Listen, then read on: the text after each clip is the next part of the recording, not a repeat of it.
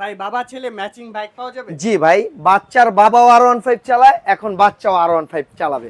আর এটা কিন্তু যে সেই R15 না, ইন্দোনেশিয়ান R15, যেটা 150 কেজি ওয়েট নেয়। 150 কেজি। আর এটা দেখেন এখানে কিন্তু লেখা আছে ভাই R15, সামনেও কিন্তু লেখা আছে দেখেন R15।